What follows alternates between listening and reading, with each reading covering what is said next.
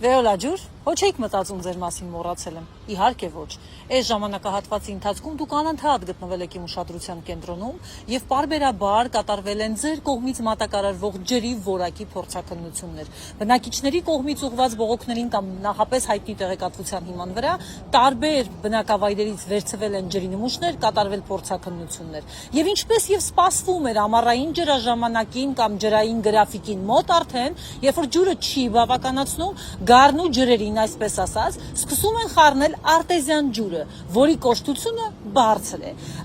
Արինբերդի ջրամբար, Խարբերդի ջրամբար եւ մնացած բոլոր տեղերում արդեն արտեզյան ջուրը սկսել են խառնել։ Եվ դա բերել է նրան, որ տարբեր բնակավայրերում կոշտության ցուցանիշը առողջապահության նախարարության կողմից սահմանած ու դեռևս գործող ցուցանիշը սկսել է գերազանցվել կամ հենց սահմանագծի վրա է 10 կամ գերազանցվում է։ Սա նշանակում է, որ Հայաստանի քաղաքացին վճարում է սահմանված ցուցանիշներին չհամապատասխանող ջրի համար, իսկ սա նշանակում է, որ քաղաքացին կարող է դիմել դատարան ու ըստ էության վիճարկել այս ամբողջ գործընթացը։ Ինչը եւ առաջարկում եմ անել։ Ինչ եմ առաջարկում անել, սիրելի քաղաքացիներ, խնդրում եմ տարածել այս տեսանյութը, դնել ձեր ստորիներում կամ ձեր էջերում, նշել այն մարդկանց, ովքեր համարում են, որ ջրի որակը վատացել է, գույնը, չգիտեմ, համը փոխվել է։ Նշեք ինձ անպայմանորեն, մենք կկազմակերպենք այդ փորձաքննությունների իրականացումը։ Իրավաբաններ, սիրելի ովքեր կցանկանան այս հանրային գործընթացին ներգրավել, խնդրում եմ նշեք այս տեսանյութի մեկնաբանություններում, որպեսզի մենք կարողանանք առաջ գնալ։ Պարբերականությունը պահելու համար մեզ պետք է այս շոկ ժամանակահատվածում հատկապես կատարել փորձաքննություններ։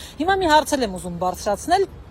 Վեոլա ջուրը ասում է, գիտեք ինչ կա, մենք կորուստները տիեզերական ջանքեր ենք գործադրել, կրճատել ենք, բայց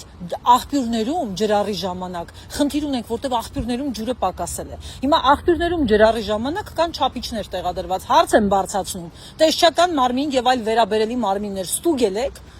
Գուցե Վեոլա ջուրը այլ բան է ասում, գուցե ջուրը չի քչացել։ Գուցե չափիչները պատշաճ չեն աշխատում ու ֆիքս են իրականում ինչ ջուր է ստացվում Հայաստանի Հանրապետության քաղաքացու համար։ Եվ մի բան էլ, ջրամատակարարման գրաֆիկը, որը իբր նախընտրական շրջանում խոստացան լավարկել, ձևական մի քանի կոսմետիկ փոփոխություններով իբր լավարկեցին, բայց շարունակ կերպով Հայաստանի քաղաքացին ավելի քիչ ջուր է ստանում, հատկապես ամառային ժամանակահատվածում։ Հիմա մի հարց էլ բարձրացնեմ, օդում կախեմ, ստուգեք, հա։